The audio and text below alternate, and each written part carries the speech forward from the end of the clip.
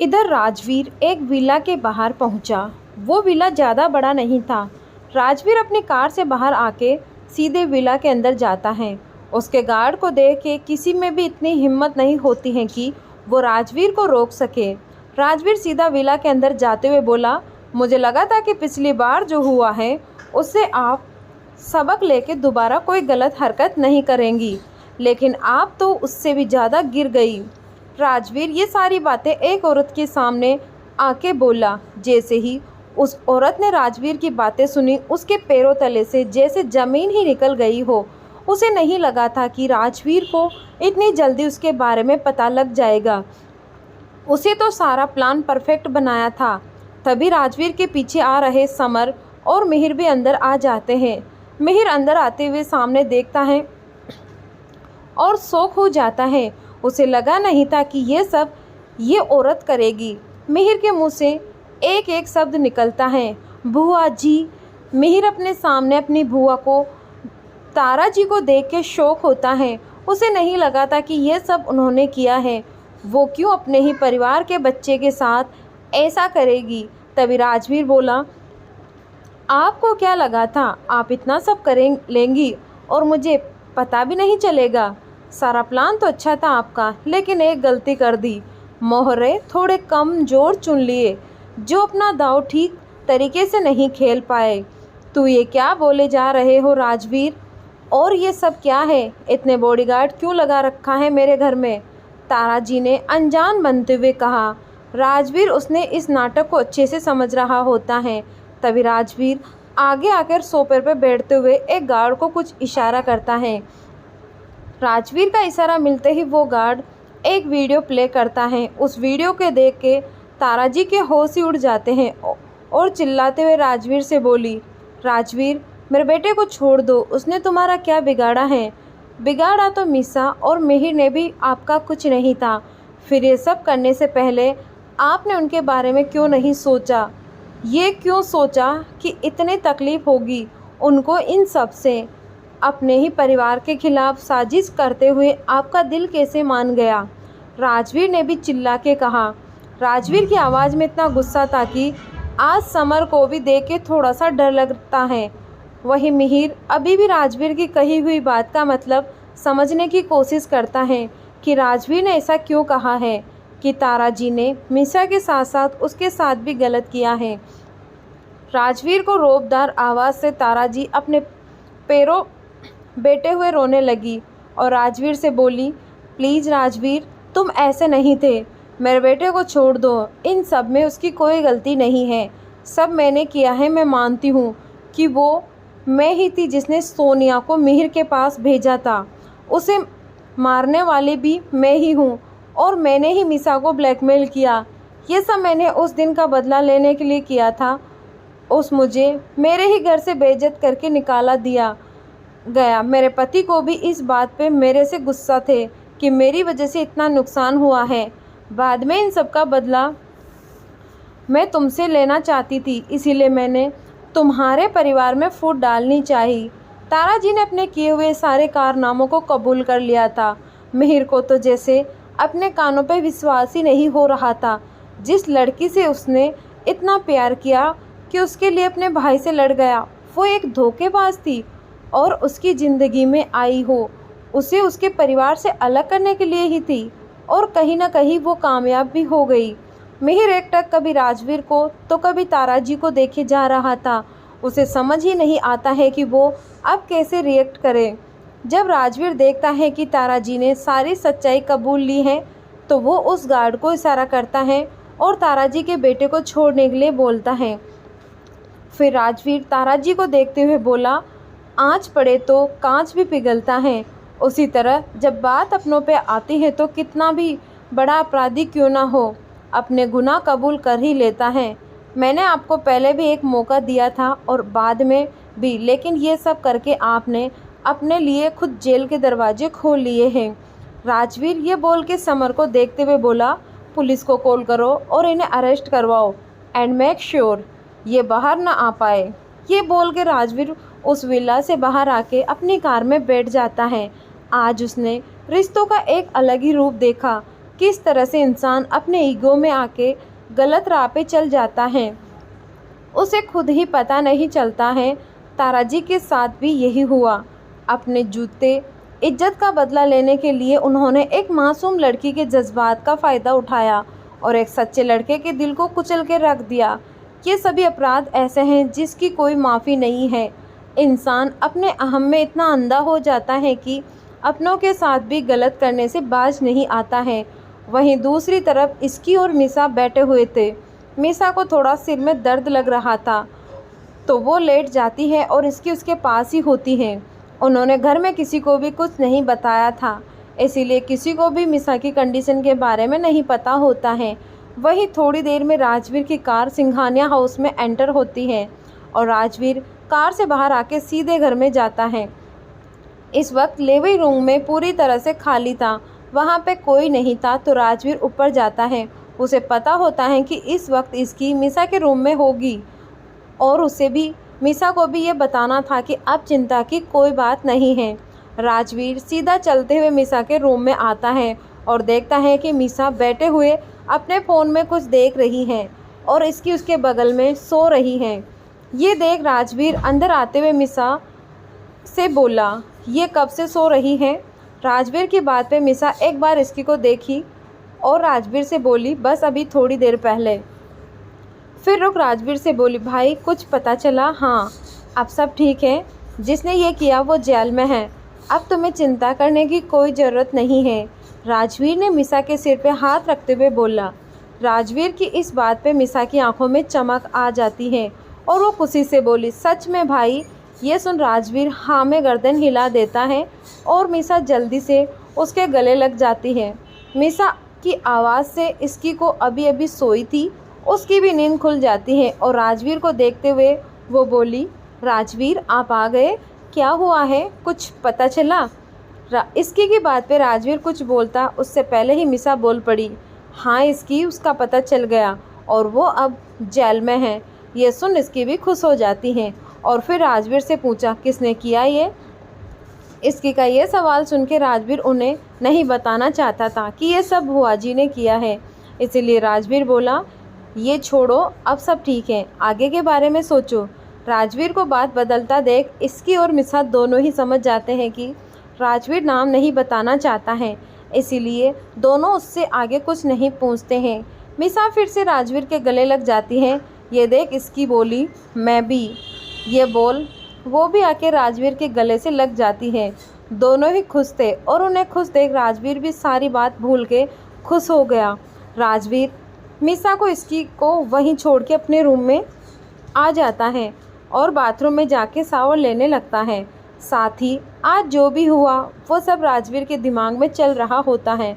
राजवीर ने आते वक्त ही अर्णव जी को ताराजी के बारे में बता दिया था।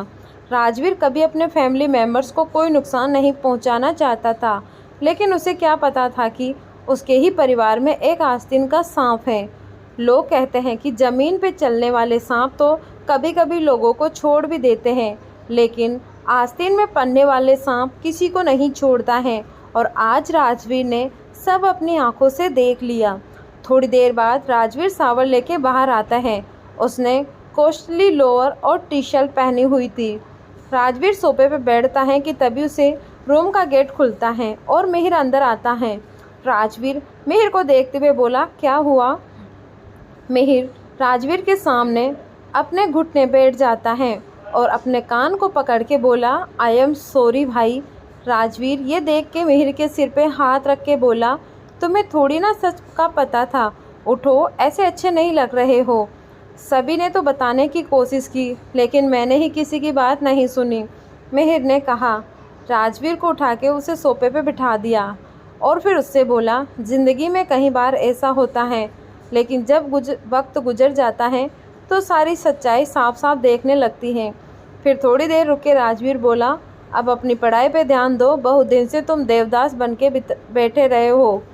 राजवीर की बात पे मिहिर हंस देता है और राजवीर को गले लगा के जल्दी से भाग जाता है। राजवीर उसकी इस हरकत पे हंस देता है। राजवीर ने पहले अपने चारों तरफ एक न दिखने वाली दीवार बना रखी थी, जिसकी वजह से कोई भी घर वाले राजवीर के पास आने से भी डरते थे।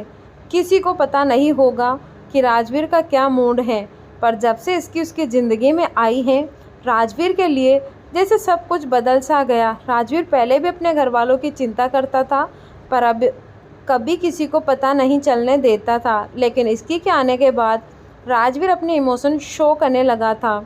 शायद ये सब मिसा के साथ जो हादसा हुआ उसके बाद हुआ हो, लेकिन राजवीर ये समझ चुका था कि उसके बहन भाई को उसकी ज़रूरत है।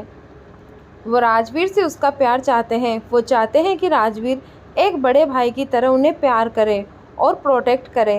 राजवीर सोफे पे ही अपना काम करने लगता है। इस वक्त रात के 8 बज रहे होते हैं और इसकी और मिसा दोनों ही लिविंग रूम में जाते हैं तो देखते हैं कि वहाँ पे कोई नहीं था। इसकी ने मिसा से कहा, क्या बात है मिसी, आज तो यहाँ कोई क्यों नहीं है? हाँ यार, मैं भी यही सोच रही हूँ, मिसा ने कहा। फिर मिसा ने एक मेड को पकड़ के पूछा, सभी कहाँ हैं? मैम, सभी किचन में हैं, मेड ने कहा। किचन? इसकी और मिसा ने शौक होके एक साथ कहा। फिर मिसा इसकी से बोली, सभी घर वालों को एक साथ ही किचन में खाना बनाने क्यों गए हैं?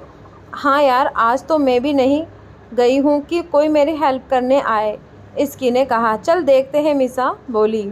उसके बाद मिसा और इसकी दोनों ही किचन की तरफ चल देती हैं और वहाँ जाके देखती हैं कि अर्णव जी, कोमल जी, दादी और रूही सभी एक साइड खड़े होके अंदर किसी को खाना बनाते हुए देख रही होती हैं। सभी के चेहरे को देख के ही लग रहा होता है कि उन्हें कोई शौक लगा है। फिर जैसे ही मिसा और इसके सामने उस इंसान को देखती हैं जो खाना बना रहा होता है, वो दोनों भी शौक हो जाते हैं और एक साथ ही बोलते हैं, मिहिर, इसको कौन सा भूत चढ़ा है? इसकी ने कहा। फिर दोनों अंदर किचन में आते हुए बोली, मिहिर, ये सब क्या है? तुम क्या कर रहे हो? लगता है तुम दोनों की आंखों में कोई प्रॉब्लम है। दिखाई नहीं दे रहा क्या मैं खाना बना रहा हूँ? मिहिर ने जवाब दिया, ये तो दिख रहा है, लेकिन तुम्हें इसकी की तरह खाना बनाने का अटैक कब से आने लगा? मिसा ने पूछा। मिसा के मुंह से ये सब सुन के इसकी उसे घूर के देखने लगती हैं। वहीं अर्णव जी बोले, वही तो हम भी कब से जानना चाहते हैं कि इसे पागलपन के दौरे कब से पड़ने लगे हैं। अर्णव जी की बात पे मिहिर इरिटेट होते हुए बोला, डैड, मैं अपने घर में खाना नहीं बना सकता हूँ क्या? इसमें पागल होने वाली क्या बात है? मेरा मन है कि आज मैं आप सभी को अपने हाथ का खाना खिलाऊं। सच में? और तुम्हें ऐसा क्यों लगता है कि हम तुम्हारे हाथ का खाना खाएंगे? रूही ने कहा। रूही की बात पे मिसा और इसकी हंसने लगते हैं। सभी से अपना मजाक उड़ाता हुआ देख मिहिर गुस्से के सब्जी काटने लगता है। तभी दादी जी बोली, बेटा आराम से, नहीं तो हाथ कट जाएगा। दादी जी ने ये कहा कि तभी मिहिर के हाथ में कट लग जाता है। ये देख कोमल जी आगे आके देखते हुए बोली, मिहिर, ये क्या है? देखा, अब चोट लग गई तुम्हें? मॉम चिल, छोटी सी ही चोट लगी है, अब मुझे काम करने दो। ये बोल मिहिर अपने काम में लग जाता है। इसकी मिहिर के पास जाके बोली, मिहिर, तुम पागल हो गए हो? तुम्हें कब से खाना बनाने का भूत चढ़ा है? क्यों, सिर्फ तुम्हें ही भूत चढ़ता है क्या? मिहिर ने कहा। ये सुन के इसकी का मुंह बन जाता है। वही मिहिर फिर से अपने काम में लग जाता है। उसे ऐसे देख के अर्णव जी बोले, चलिए सभी, ये पागल हो गया है, करने को इसे पागलपन। ये बोल अर्णव जी वहाँ से चले जाते हैं और उनके पीछे कोमल जी और दादी जी भी निकल जाती है। रूही, मिसा और इसकी को इस बात की खुशी थी कि मिहिर ने मूवी ऑन करने का सोच लिया है। तीनों ही इस बात से अनजान होते हैं कि असल में क्या हुआ था। तीनों उसे खाना बनाते अकेला छोड़ के बाहर आ जाते हैं। बाहर आते हुए मिसा बोली, मुझे तो लगता है कि इस तरह का अटैक सिर्फ इसकी को ही आता है, पर मैं कितनी गलत थी। अच्छा जी, और तुम्हें ऐसा क्यों लगता है? इसकी ने छिड़ते हुए कहा। दोनों को इस तरह से बहस करता हुआ देख के रूही बोली, अरे शांत हो जाओ तुम दोनों। और मिसा, तेरा फ़ोन कब से बज रहा है, तो उसे उठा क्यों नहीं लेती है? रूही की बात सुन के मिसा का इस बात का फील होता है कि सच में उसका फ़ोन बहुत देर से बज रहा था। मिसा कॉल आईडी पे देखती है तो उसे रेहान का कॉल कर रहा था। उसने करीब 5 बार उसे कॉल किया था, पर मिसा तो दूसरे ही काम में लगी हुई थी। रेहान के 5 मिस कॉल देख मिसा जल्दी से उसे कॉल करती हैं तो सामने से रेहान बोला, मैं जब से तुम्हें कॉल कर रहा था, कहाँ थी तुम? वो मैं थोड़ी बिजी थी, शायद इसलिए कॉल का पता नहीं चला। तुम बताओ तुम्हारा शो कैसा जा रहा है? मिसा ने कहा, सब अच्छा जो रहा, लेकिन आज पूरे दिन तुमसे बात नहीं हो पाई। इस वजह से कहीं थोड़ा सा इरिटेट हो गया था और अपने बेचारे सेक्रेटरी पर चिल्ला भी दिया, रेहान ने कहा। रेहान की बात सुन के मिसा को थोड़ा बुरा लगा, क्योंकि आज वो इतनी ज़्यादा परेशान थी कि एक बार भी उसने रेहान से बात ही नहीं की। ये सोच के कि अगर रेहान के सामने वो अपने इमोशन को कंट्रोल नहीं कर पाती तो रेहान अपना इतना बड़ा शो छोड़ के उसके पास आ जाता। रेहान ने मिसा से बिना किसी शर्त के प्यार किया। मिसा के बारे में जानने के बाद भी उसे इस बात से कोई फ़र्क नहीं पड़ा। मिसा के लिए उसका प्यार ज़रा भी कम नहीं हुआ और मिसा भी इस बात को बहुत अच्छे से जानती है। इसीलिए उसने अपनी पूरी लाइफ सच्चे दिल से रेहान को दे दिया। मिसा अभी भी रेहान को कुछ नहीं बताना चाहती थी, इसलिए उसने कहा, सॉरी, वो बहुत सारे असाइनमेंट थे जो पेंडिंग थे, वही करने में बिजी थी। अच्छा, और मैंने तुम्हें दोपहर में कॉल किया था, तब इसकी ने फ़ोन उठाया और कहा था कि तुम सो रही हो। रेहान ने पूछा, हाँ मैं थक गई थी ना, इसीलिए आँख लग गई। और तुम क्या ऐसे सीआईडी की तरह सवाल कर रहे हो? अपना शो जल्दी ख़त्म करो और मेरे पास जल्दी आ जाओ। मिसा ने बात बदलते हुए कहा, तुम कहो तो मैं अभी ही वापस आ जाता हूँ।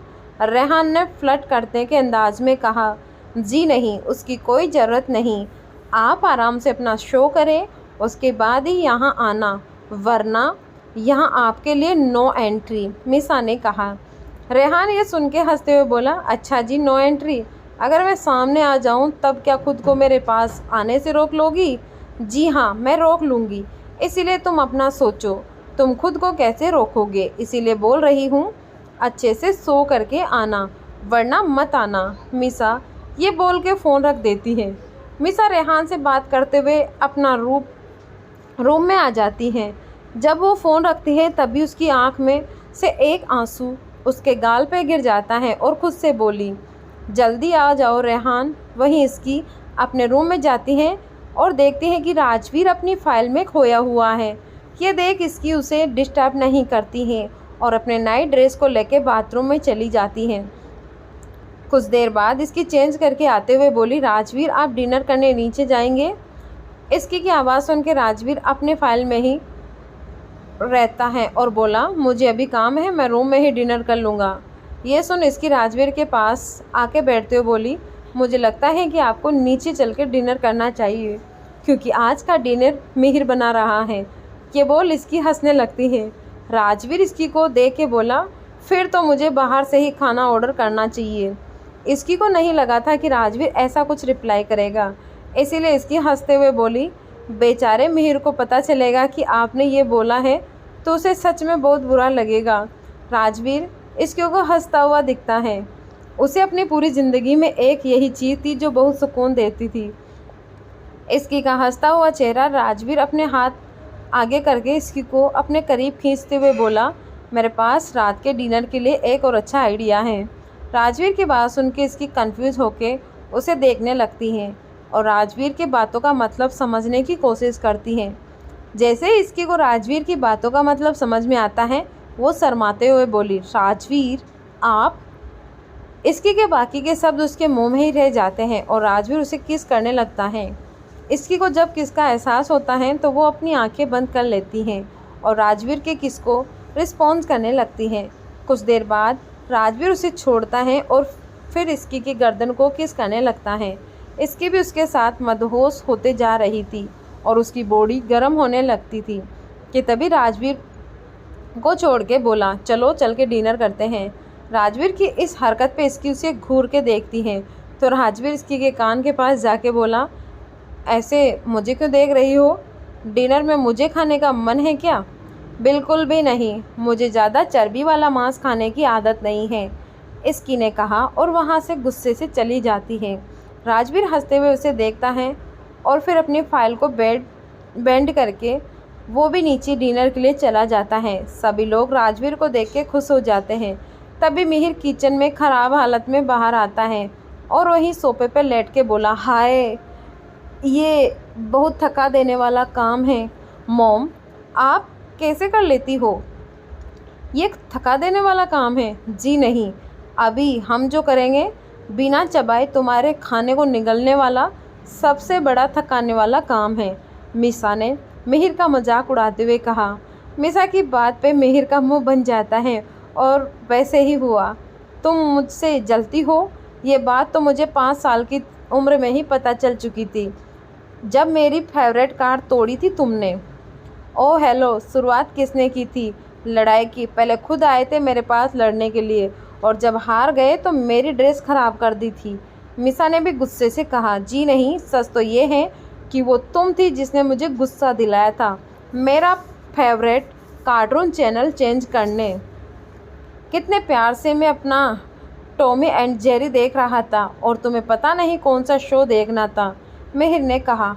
हाँ, तो मुझे छोटा भीम देखना था, और वैसे भी मुझे अच्छे से याद है कि वो मेरा टीवी देखने का टाइम था और तू सिर्फ एक मौका ढूंढ रहा था मुझसे लड़ाई करने का, और मेरे हाथ से रिमोट छीनने का अपना चैनल लगा दिया।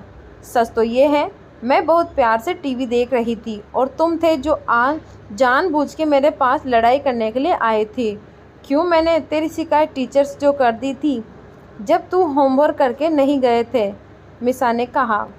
मिसा और मिहिर लड़ते हुए एक दूसरे के सामने आ गए थे और वहीं सब लोग उन्हें बच्चों की तरह अपने बचपन की बातों पर लड़ाई करते हुए देख रहे थे। कोमल जी तंग आके बोली, लगता है ये दोनों पूरी ज़िंदगी ऐसे ही लड़ने वाले हैं। इतनी पुरानी बातें भी किसको याद रहती हैं? ये सुन के अर्णव जी हंसते हुए बोले। राजवीर भी खड़ा होके बस उन दोनों को लड़ते हुए देख रहा था, जिसे देख ऐसा लग रहा था कि बात अभी एक दूसरे के बाल पकड़ के लड़ेंगे। तभी मिसा मिहिर से गुस्से में बोली, होमवर्क से याद आया, तूने कितनी बार मुझे उल्लू बना के अपना काम करवाया था। तभी वहाँ पे रेहान आता है। रेहान को देख कोमल जी बोली, रेहान बेटा तुम? हाँ आंटी, आज ही इंडिया से वापस आया तो सोचा क्यों ना आप सभी से मिल लो, और वैसे भी आज राखी भी है तो अच्छा मौका है, रेहान ने कहा। हाँ सही बात है, आज राखी है, तो क्या तुम मिसा से राखी बंधवाने आए हो? मिहिर ने मजाक करते हुए कहा। मिहिर की बात पे मिसा उसे गुस्से में घूरते हुए देखा और कहा, तो कुछ ज़्यादा नहीं बोलने लगा है? नहीं तो तुझे ऐसा क्यों लग रहा है? मिहिर ने कहा। अच्छा ठीक है, तुम दोनों फिर से मत लड़ने लगना, अर्णव जी ने उन्हें रोकते हुए कहा। रेहान आके सोफे पे बैठ जाता है और इसकी की तरफ देखे बोला, वैसे मेरी कोई बहन नहीं है तो क्या तुम मुझे राखी बांध सकती हो? रेहान ने एक राखी इसकी के आगे करते हुए कहा। ये देख इसकी बहुत खुश हो जाती है और उसकी आंखों की चमक जैसे गायब थी वो रेहान की बात से वापस आ जाती है, जिस बात को राजवीर को भी नोटिस कर लेता है। हाँ क्यों नहीं, इसकी बेटा रेहान को राखी बांध दो, दादी जी ने प्यार से कहा। ये सुन के इसकी जल्दी से आगे आई और रेहान के हाथों से राखी लेके उसे बांध देती है। राखी बंधवाने के बाद रेहान बोला, चलो आज से हम भाई बहन हुए, तो अब तुम मुझसे लड़ाई मत करना। रेहान की बात पे इसकी कुछ बोलती इससे पहले ही कोमल जी बोली, राखी बंधवा के तो तुमने लड़ाई को लाइसेंस दे दिया है, अब तो लड़ाई हक बनता है इसकी। बहन भाई में लड़ाई ना हो ये हो ही नहीं सकता है। कोमल जी ये बोल के हंसने लगती है। मिसा बहुत देर से रेहान को देख रही होती है क्योंकि आज उन्हें उसे 4 दिन के बाद देखा है। उसे रेहान से बहुत सी बात करनी होती है और उसे सारी बात भी बतानी थी, लेकिन फिर मिसा ये सोच के रुक जाती है कि आज राखी है और सभी लोग आज बहुत खुश भी हैं। मिसा इस बात को सोच के आज रेहान को कुछ नहीं बताने का फैसला करती है। वही आज इसकी भी बहुत खुश थी क्योंकि आज उसने पहली बार राखी मनाई। उसने कभी नहीं सोचा था कि जिस लड़की के साथ वो इतनी लड़ाती है और उसी को राखी बांधेगी। राजवीर इसकी को देख के बोला, तुम्हें कहीं घूमने जाना था ना, तो क्यों ना आज हम सब अपने फार्म हाउस चले। राजवीर के बाद सभी लोग खुश हो जाते हैं।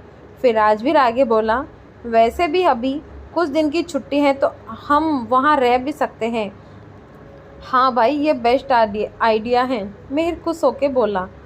ठीक है फिर अपना सभी पैकिंग कर लीजिए, हम दोपहर तक निकल जाएंगे। राजवीर ने ये कहा और अपने रूम की तरफ चला गया। बाहर सभी लोग बहुत ही ज़्यादा एक्साइटेड थे। कुछ दिन से सभी वो लोग बहुत परेशान और दुखी थे। आज उन्हें खुशी का एक मौका मिला है तो कोई उसे नहीं छोड़ना चाहता है। सभी रेडी होकर देहरादून वाले फार्म हाउस जा रहे थे। सभी लोग रेडी थे। मिहिर ने फिर से वही बस लेके आ गया था जो पिछली बार ऋषिकेश गए थे। उस बस को देख के मिसा बोली, फिर से यही बस? तो तुझे क्या लगा इस बार मैं एरोप्लेन लेके आऊँगा? मिहिर ने जवाब दिया, नहीं नहीं, मुझे तेरे से इतनी ही उम्मीद थी। मिसा ने उसका मजाक उड़ाते हुए कहा। अब तक सभी लोग बाहर आ गए थे और अपने सामान उसी बस को देख के कुछ लोग खुश थे और कुछ लोग नहीं। उन्हीं में से एक हमारी इसकी, जिसे इस बस को देख के बिल्कुल भी खुशी नहीं हुई थी और यह बात मिसा ने भी नोटिस कर लिया था। इसलिए मिसा इसकी के कान के पास आके पूछी, क्या बात है मैडम, आपको बस देख के खुशी नहीं हुई? पिछली बार तो बहुत खुश थी यार। इतनी सुंदर जगह जा रहे हैं, इतना मस्त रोड ट्रिप होगा और इसमें यह बस कितना अच्छा होता जो कार से जाते, सब अलग अलग। इसकी ने कहा। मिसा इसकी की बात को समझाते हुए बोली, मतलब तेरा रोमांस का सांस छूट गया उन वादियों में? मिसा ने कहा, मेरा क्या, तेरा भी छूट गया। इतने दिन के बाद रेहान से मिल रही है और कुछ कर भी नहीं सकती। ये बोल इसकी हंसने लगती है। तभी अर्णव जी बोले, चलो निकलते हैं, रात होने से पहले पहुंच जाएंगे। इतना सुन के सभी एक एक करके बस में बैठने लगते हैं।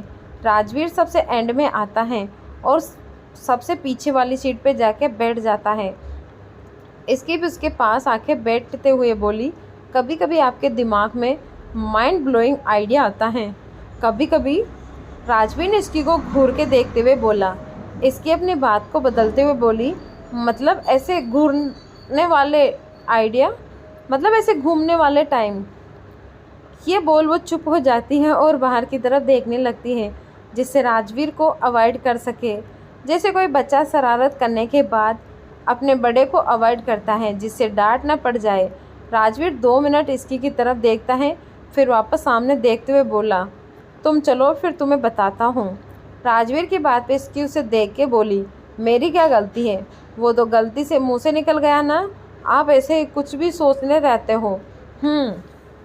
राजवीर ने इसकी की बातों का बस इतना ही जवाब दिया जिससे इसके अपना मुंह बना के दूसरी तरफ देखने लग जाती है। वहीं मिसा और रेहान भी एक साथ बैठे थे तो रेहान मिसा का हाथ पकड़ लेता है और उसे धीरे से किस करता है जिसे मिसा स्माइल कर देती है। फिर रेहान बोला, तुमने मुझे मिस किया था? बहुत, मिसा ने एक गहरी आवाज़ में कहा, जैसे बता रही हो कि उसने उसे कितना ज़्यादा मिस किया था। यह सुन रेहान को थोड़ा अजीब लगता है क्योंकि मिसा ने कभी उसे इस तरह का रिप्लाई नहीं दिया। तो रेहान ने बोला, मिसा एवरीथिंग इज़ ओके? रेहान के इस सवाल पे मिसा बात बदलते हुए बोली, of course everything is fine. तुम बताओ ना, तुम्हारा शो कैसा रहा था?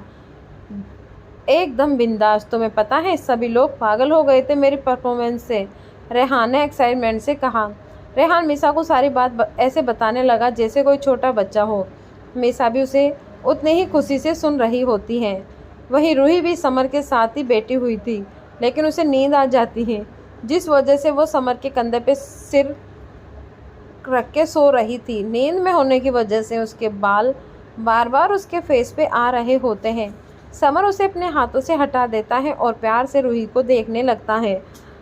उन दोनों के बीच भी प्यार की चिंगारी जलने लगी थी।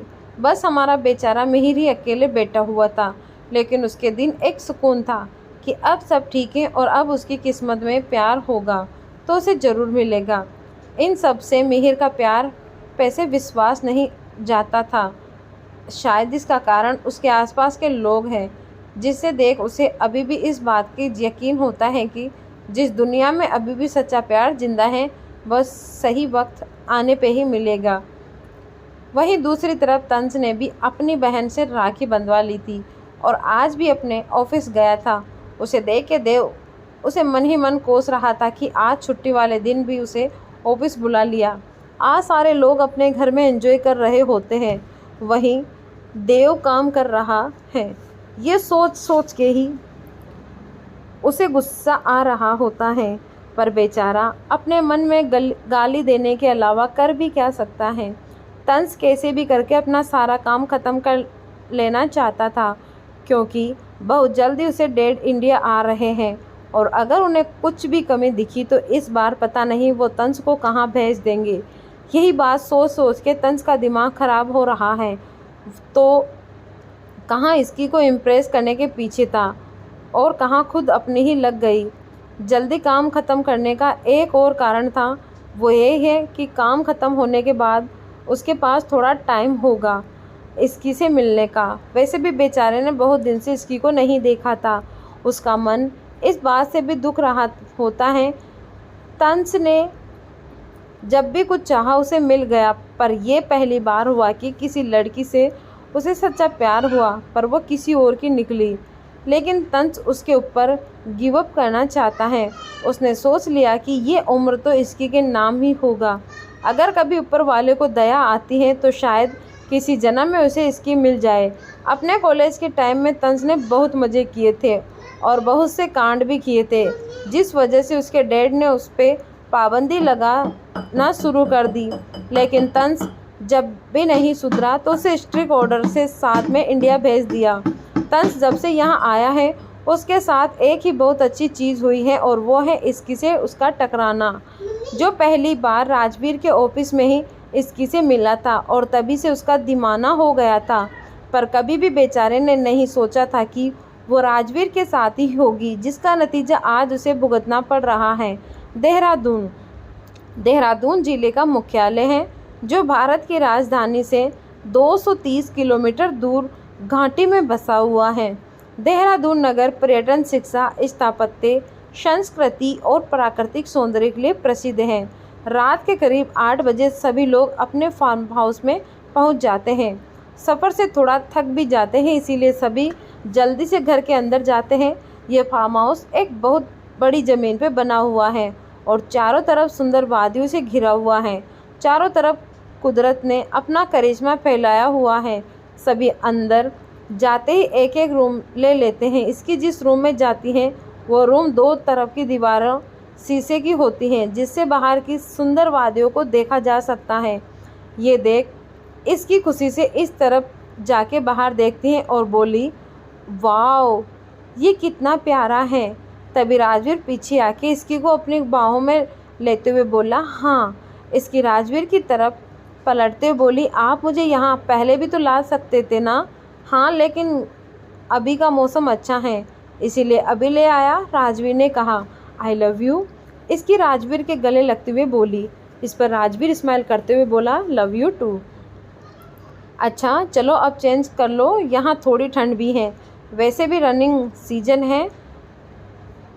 राजवीर ने इसकी को खुद से दूर करते हुए आगे कहा, अरे आप थोड़ी देर तो गले लग देते, आप सच में थोड़े अनरोमांटिक हो, इसकी ने कहा।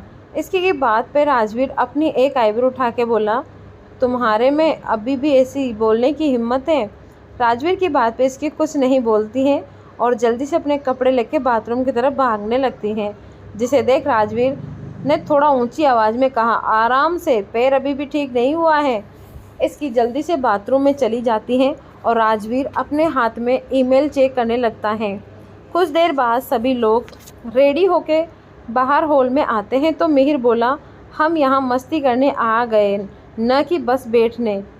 वो तो ठीक है, लेकिन क्या करें, रूही ने पूछा। तब इसकी बोली, हमारे पास एक रॉक स्टार है तो उससे गाना गवाते हैं। सभी लोगों को इसकी की बात सही लगती है तो सभी रेहान को गाने के लिए बोलते हैं। रेहान अपने हाथ में गिटार लेके गाना शुरू करता है।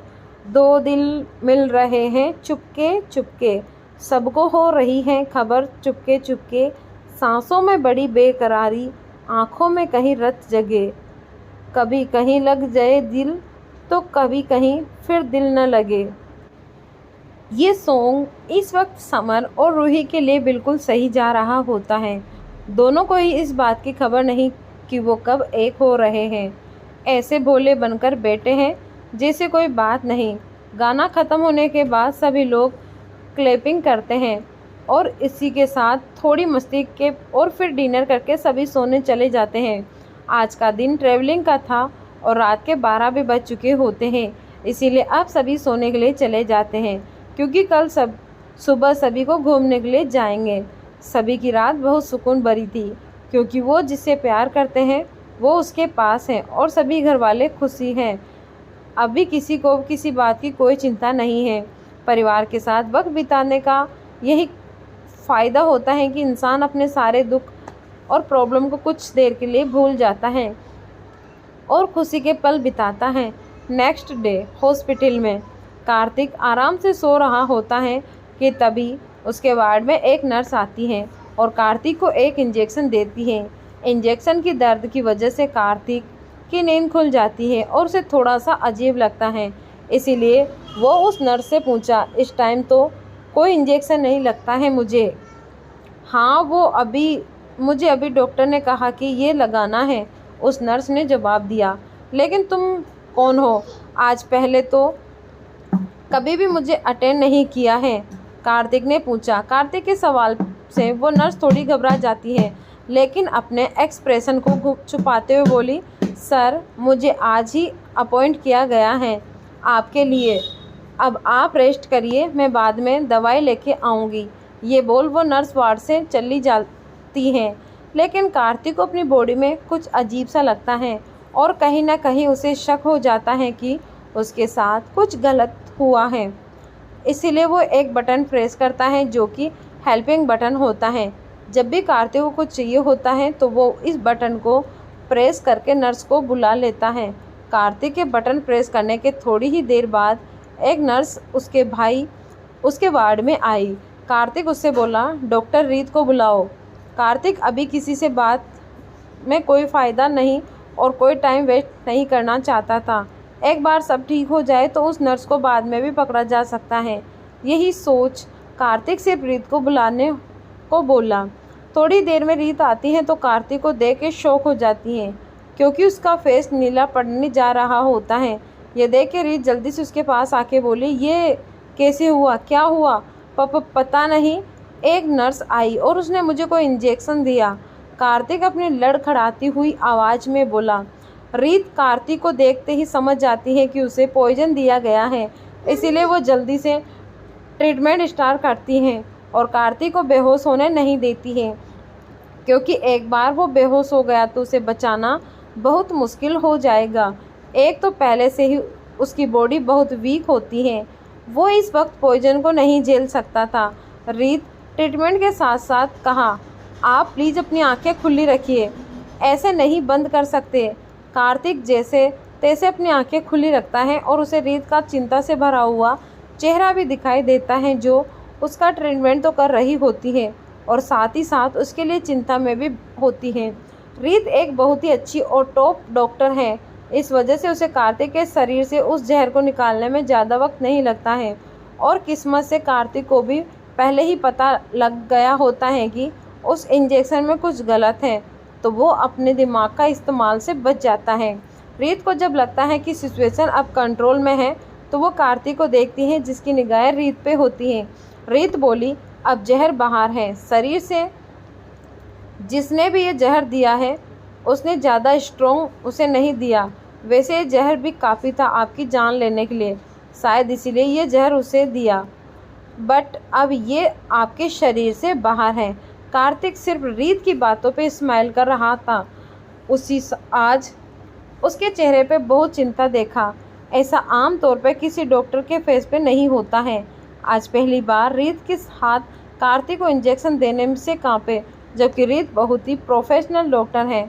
ऐसा शायद इसीलिए हुआ क्योंकि कुछ दिनों में रीत कार्तिक से अटैच हो गई और उसे इस तरह दर्द में देख उसे भी तकलीफ हुई। कार्तिक अब अपनी आंखें बंद कर लेता है और धीरे धीरे उसे नींद आ जाती है।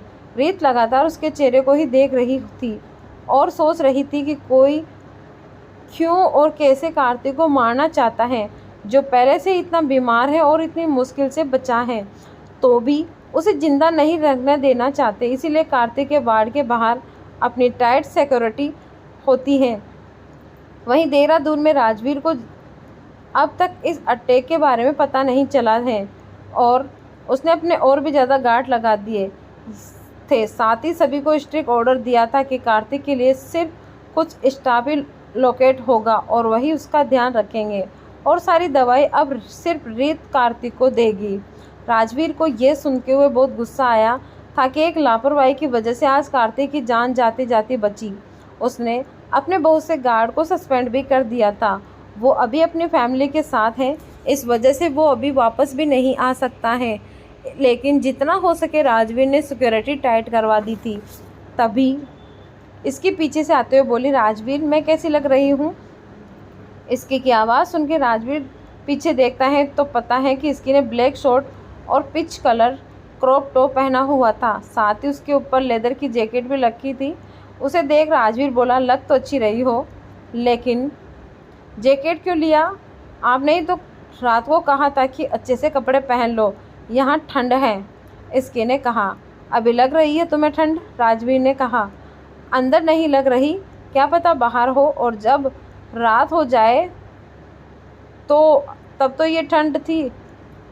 इसकी ने कहा, रात को टेम्परेचर गिरता है इसीलिए ठंड भी, अभी बाहर ठंड नहीं होगी। राजवीर ने कहा, ओह वैसे आप मुझे थोड़े से टेंस दिखा रहे हो, क्या बात है?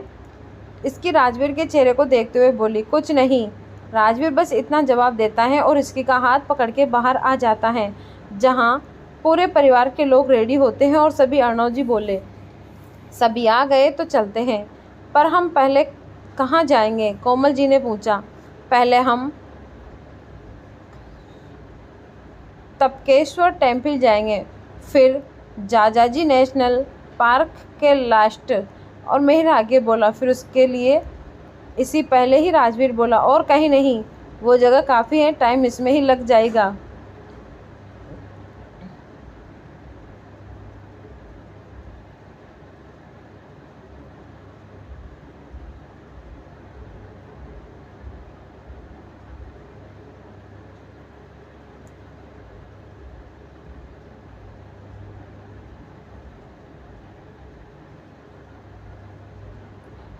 ठीक है भाई। राजवीर की बात पे मिहिर चुप हो जाता है और सभी घूमने निकल जाते हैं। तमकेश्वर टेम्पल शिव का एक मंदिर पूजा करने की प्राचीन जगह है। यह टपकेश्वर कहा जाता है क्योंकि गुफा की छत से टपकने वाली बूंदें इसी मंदिर के शिवलिंग पर गिरती हैं। यहाँ एक मेले का आयोजन किया जाता है जिसमें बड़ी संख्या में सभी तरह के लोग शामिल होते हैं। सभी वहाँ पे अच्छे से दर्शन करते हैं, फिर राजाजी नेशनल पार्क के लिए निकल जाते हैं। दोपहर के करीब 2 बज चुके थे और जैसा कि राजवीर ने कहा था कि टाइम लगेगा, वो बिल्कुल सही था। नेशनल पार्क भी घूमने के बाद सभी थकते हुए आते हैं। इसकी तो इतना ज़्यादा थक जाती है कि वो बस में ही सो जाती है। राजवीर रास्ते में कहीं बार राजवीर ने उसे गोद में उठा लिया था कि उसके पैर में ज़्यादा प्रेशर न आ जाए। इसका पैर सही तो हो गया, लेकिन अभी भी जुड़ा चलने से वो जूझ सकता है। इस टेंशन की वजह से राजवीर ने उसे ज़्यादा चलने नहीं दे रहा था और उसे गोद में उठा लेता था। इसकी आराम से राजवीर की बाहों में सो रही होती है और राजवीर बस उसे निहारे जा रहा था। आज सभी ने बहुत मस्ती की थी। दादी जी भी ज़्यादा नहीं चल पाती, जिस वजह से कोमल जी जल्दी आके दादाजी के पास बस में रुक जाती हैं। राजवीर घोर से इसकी को देखता है जो उसकी सारी शैतानी करने के बाद आराम से सो रही थी।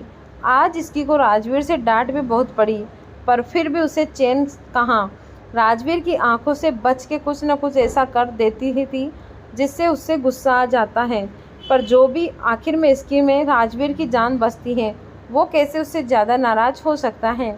इसकी के भोले से चेहरे को देख के वो पिघल ही जाता है। फार्म हाउस पहुंचने के बाद राजवीर आराम से इसकी को गोद में लाके बेड पे सुला देता है और फिर उसके कपड़े चेंज करके उसे नए ड्रेस पहना देता है। नींद में भी इसकी राजवीर को छोड़ने को तैयार नहीं थी। राजवीर अपनी गर्दन से इसकी को हटा के बोला, शैतान। फिर इसकी को फोरहेड पे किस करता है और अपना फ़ोन लेके बालकनी पे चला जाता है। इस वक्त टेम्परेचर काफ़ी गिर जाता है, पर राजवीर को तो जैसे उससे कोई फ़र्क नहीं पड़ता।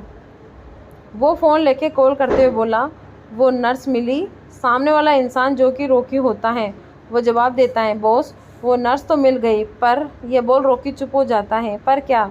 राजवीर ने पूछा। बॉस उस नर्स को ये सब करने के लिए मजबूर किया गया था। उसके बेटे को किसी ने किडनैप कर लिया है और उसके बदले में कार्तिक सर को पॉइजन देने को कहा था, रॉकी ने जवाब दिया।